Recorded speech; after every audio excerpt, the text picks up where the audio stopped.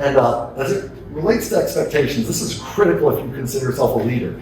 Expectations are a two-way street, okay? Expectations are a two-way street. What I often find in business is expectations only go one way, they flow downward, right? So employees know they gotta be here at work at a certain time and they better get this much gross or whatever, this much hours per hour, or they're gonna get fired. But then if you ask the managers, what do your people expect of you? It's like, do we know? So knowing expectations are a two-way street is absolutely critical. We'll play a little game on this one so you guys can kind of see how this goes south when you don't know your people's expectations. So I'm gonna ask you guys this one question. If you weren't meeting standards, if you were the employee who wasn't getting the job done, so to speak, that people were scared to come up to and communicate with, okay? Let's say you were that guy. How would you want your boss, your dealer, to hold you accountable? How would you want them to address it with you? Serious question. Think on that for just a second. Okay, well, let me ask someone. Let's see, Chuck. What do you think? How, if you don't mind me asking, how would you want to be held accountable if you were that guy? I believe it would be fair to have a very honest, straightforward conversation. Okay, straightforward, be very honest. Okay. Be very honest. And what type of forum is like that? A one-on-one. For one-on-one, okay. Positive conversation, you would hope.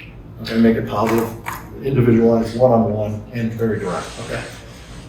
Out of curiosity, anyone in here have totally different answer for this question? Anyone in here like, just tell me, even if it's in a meeting, just tell me that I'm screwing up and I'll change. Anyone in here for that? Okay, got a couple head nods back there.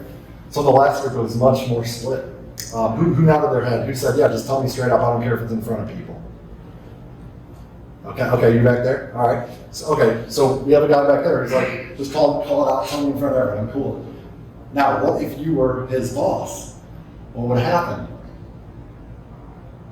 Oh, yeah, I probably call him. And then he leaves up, you're like, my boss is a jerk. I can't believe you called me out in front of everyone. And that's the thing. When we learn about the expectations of our people, we avoid all these miscommunications. There's this thing called the golden rule. We've all heard about it, right? It's do unto others as we have done unto ourselves. But as it relates to leadership, there's something even better, and it's the platinum rule. Do unto others the way they want to be treated. So as a leader, if we learn our people's, the individual or our team's expectation, and yes, it's not easy to learn everyone's expectations when you have 20 direct reports. And then yes, you're going to find that they're all different, and then you're going to be like, holy cow, I really have to tailor this, and you're going to screw it up. Okay, you can't get it right perfectly all the time because you're human, and that's okay. You're a leader, you don't have to be perfect. But by trying to meet their expectations, how does that make your people feel about you as a leader? And they know you care. And then when you mess up, you can apologize for it. I do it all the time. I screw up all the time, don't I, guys? Well, not all the time. Okay, a lot. But I always apologize when I do. All right, so how can we build this intentional culture of success? First off, giving positive, caring, impactful communication. That's number one. Using that recruitment statement approach. 2, creating a vision for success and including your team in building that vision, finding out how they want to fit in. 3, clarify benchmarks, job roles, and expectations. And remember, two-way street, learn your people's expectations. It's just as important as you sharing theirs. And 4th, we're going to double click on this one, showing your employees how much you value them. Show your employees how much you value them. That will help you build this culture of intentional retention. Now let's talk about showing your employees how much you value them. All right, got parts managers, parts directors in here. Raise your hand for parts, okay? Got parts gurus and parts gurus, awesome. All right, so if you were going to, what's more valuable than your parts inventory? Employees, yes, okay, fair enough, I agree. They're definitely an investment. It's funny how payroll expenses on a dealer's financial statement, it kills me they call it payroll expenses. I think they should be called people investment money. Because that's what you're doing. Like, you get an ROI out of your people, especially when you invest in them. But case in point, your employees, and there's something else too, your time. Your time is also more valuable than your parts. I mean, that's our most precious resource that we have in reality, if you think about it. So when a leader gives their most precious resource, the gift of their time in developing their people, and your people grow, now you've got a proactive plan to prevent fires from happening in the first place. And when we don't have to run around putting out fires because we've invested in our people and got a team of proactive problem solvers, what does that do for our satisfaction as a leader? If you didn't have to put out fires because your people did it for you, pretty powerful stuff. So in years of failing as a manager, so before coaching, I call it the BC era. You can read about it in my book. I would try to tell people what to do. I'd try to sell them on what to do. I'd try to, and then eventually if I got frustrated enough, I might yell at them, try to get them to do something. I'm not much of a yeller, but every time I was doing that, I was destroying and not building. And I would cause people to quit. And I always had this frustration, like I was retaining 80% of my advisors and sales team, but I had this 20% churn, and it freaked me out. I'm like, how come I can keep soldiers alive in combat, but I struggle to keep a new advisor, kicking butt at my store? Like, how come I have this turnover? I'm positive, I'm motivational, like what's getting on? Then I learned to coach and change everything. But before that, all the people that would quit on me, at least I had a good enough relationship where I could be like, hey, why are you leaving? And they would be honest and tell me why. And I would get all these different reasons, and what I found was that almost all the reasons for people quitting fit into one of two buckets. It was either what I call success perception, so their perception of their success that they can have with my business, or it was the motivation requirements. Motivation requirements weren't being met. And I don't know where this came from, but I decided one day I was going to kind of plot these things out on a graph. So I started plotting them out on a graph, and that led to me creating my Inspired Satisfaction Cultural Assessment. And using this, you can predict and prevent employee turnover. And we do this for all of our coaching clients, and it has a big impact on your ability to retain your people. So when I was in the Army, I was in psychological operations, and our job was to try to influence a target audience, help meet national U.S. or supported unit objectives.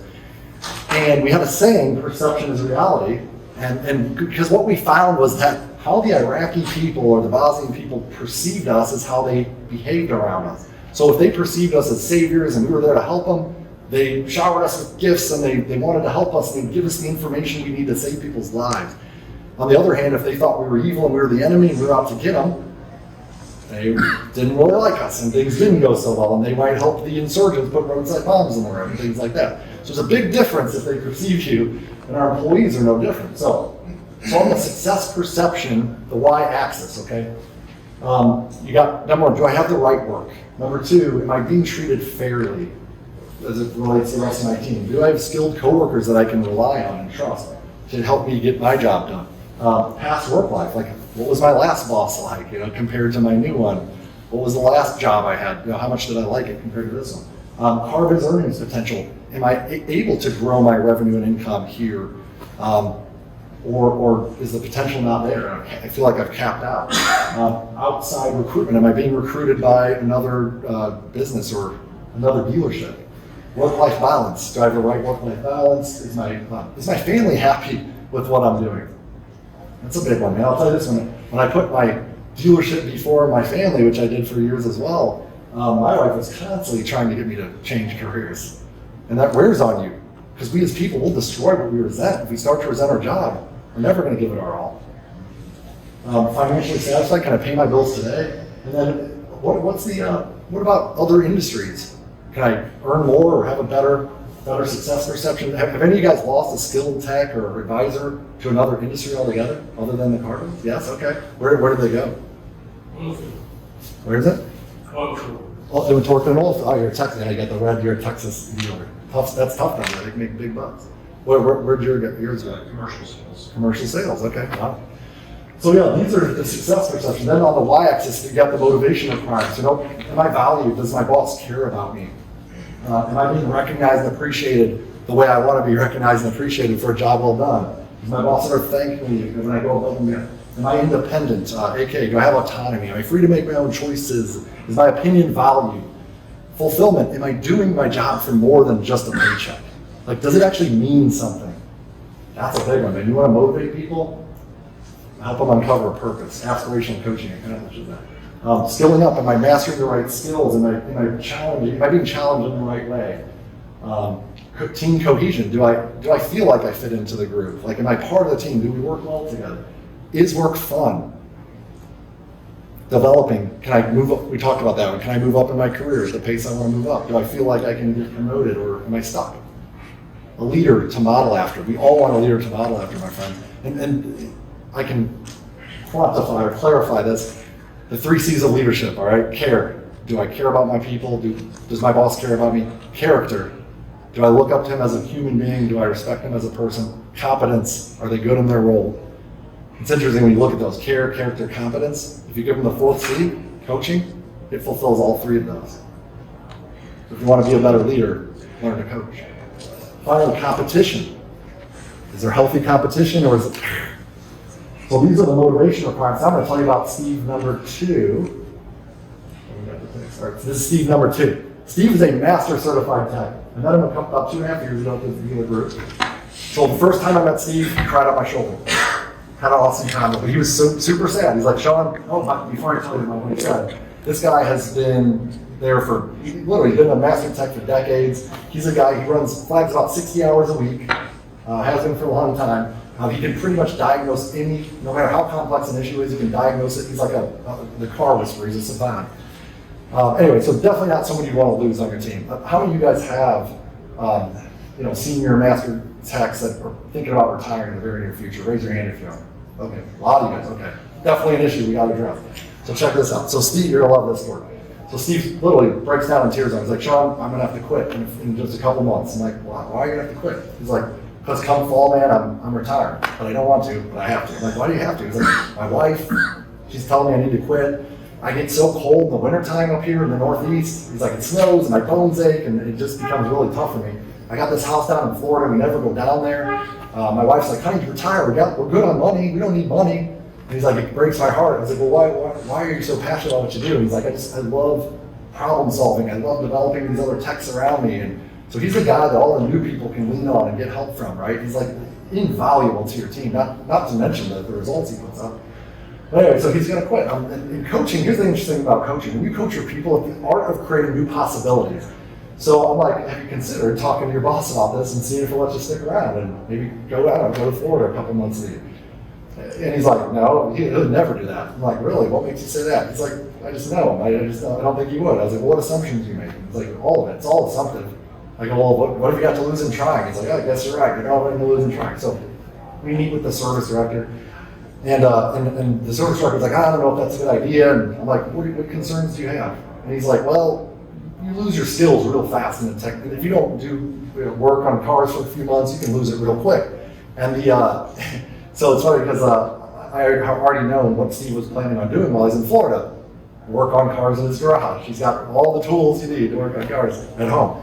So I'm like, well, what are you going to be doing? Steve's like, I'm going to be working on cars. I'm like, it sounds to me like he'll stay pretty frosty or stay sharp, you know? The service director's like, you know what? He's like, I'd be dumb to not come up with something to help you. You've been loyal. You're one of my best workers. You add so much value. He's like, tell you what, how much time do you need off each year? He's like, 60 days. If you just give me 60 days, I'll come back here, bells on.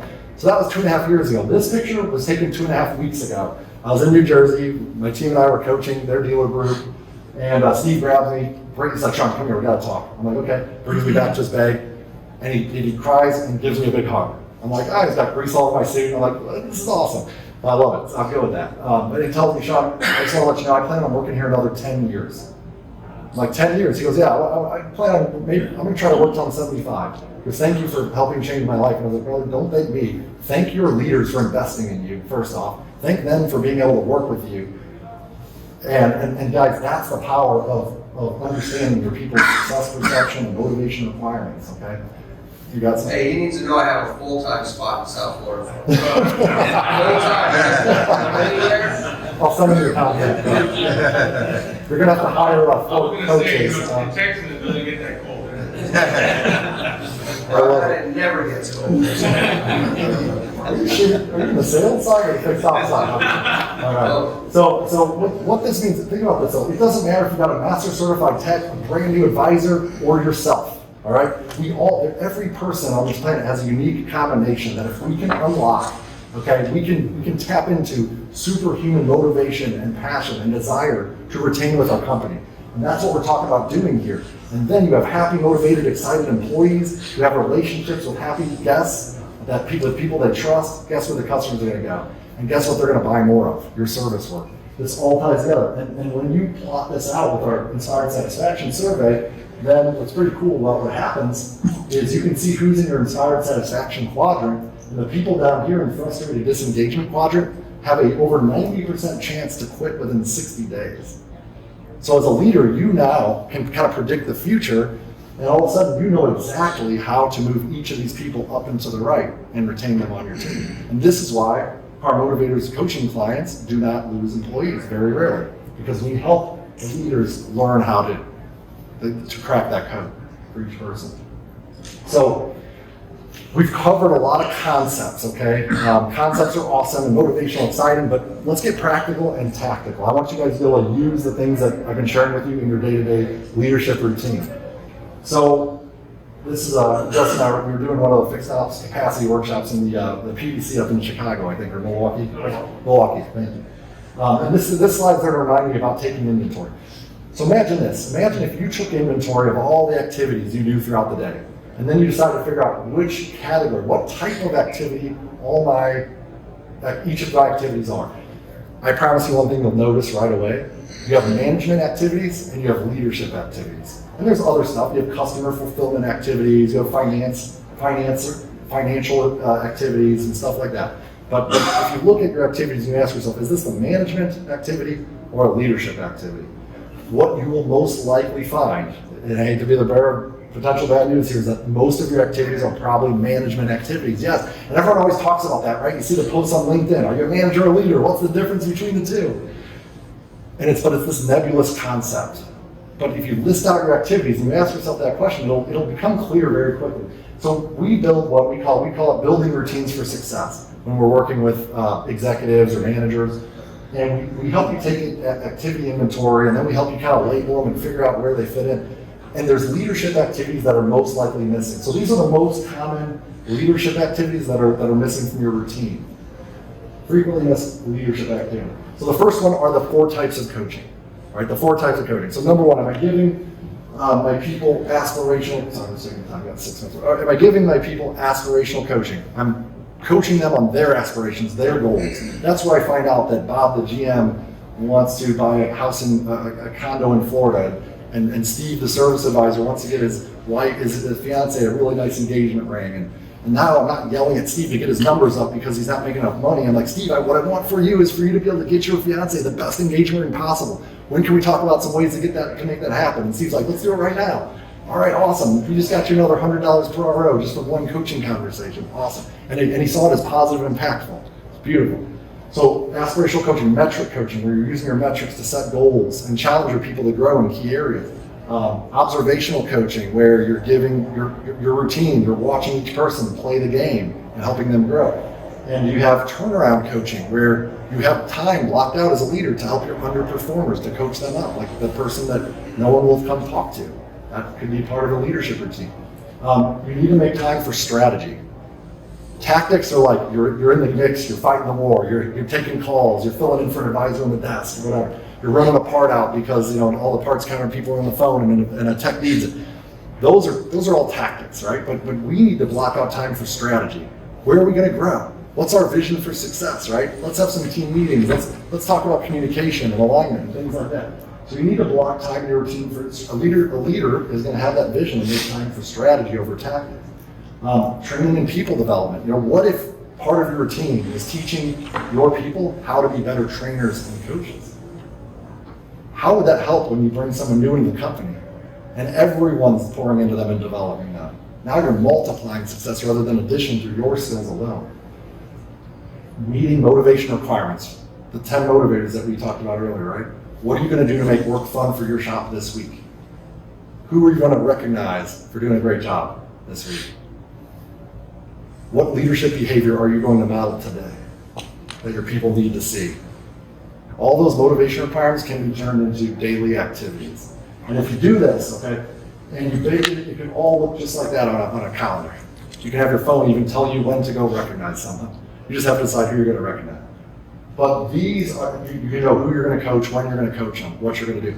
What are you going to do to make work fun every Wednesday of the week?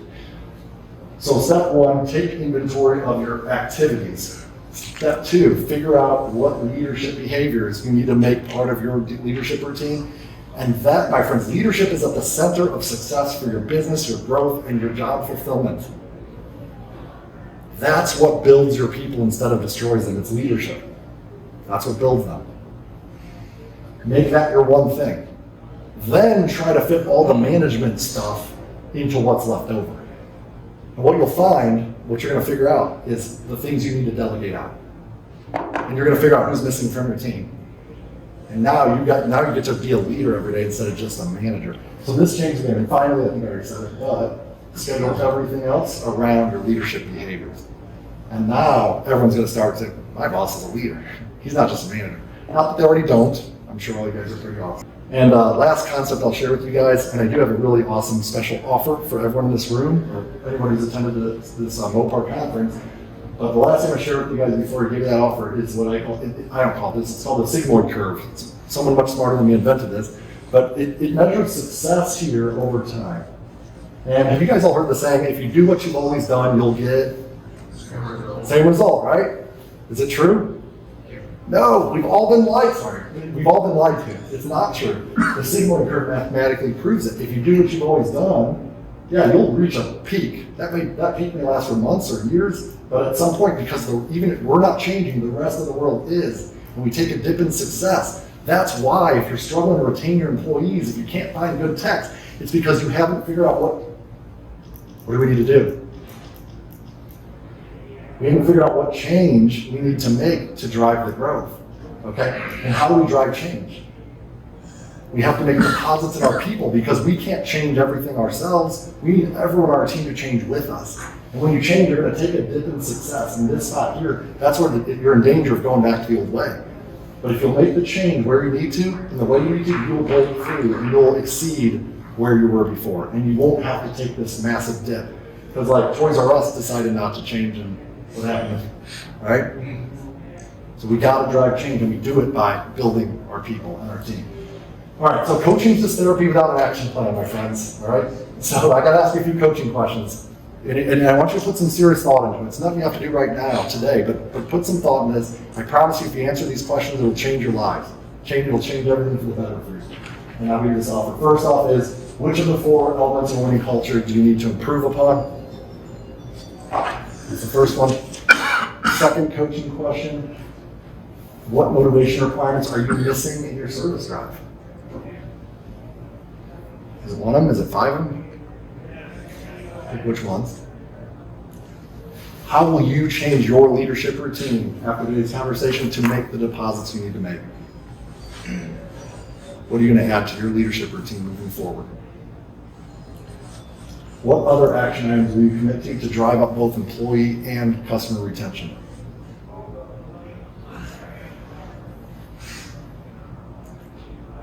And last, certainly not least, if you did have your own coach, if you had your own car motivators coach, how would you use us to help you build your employee and your customer retention?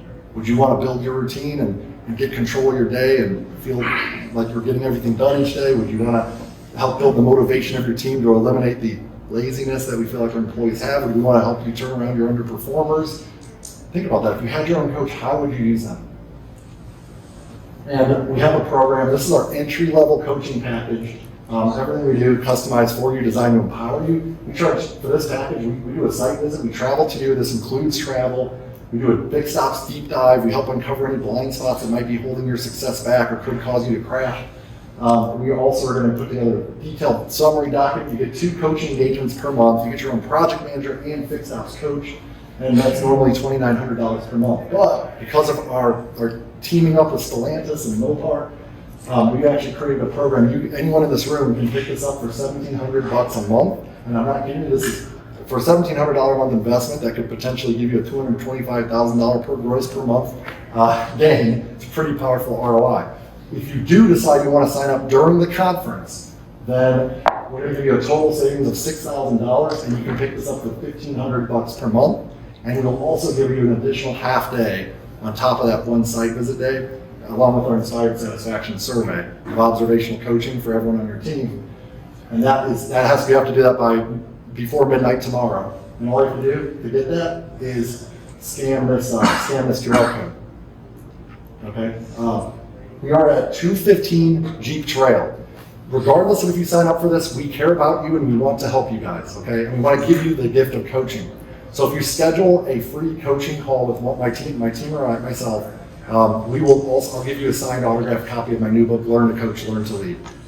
Stellantis leaders, it was an absolute honor to work with you today. I love you guys. Keep being awesome leaders. Thank you so much for joining me.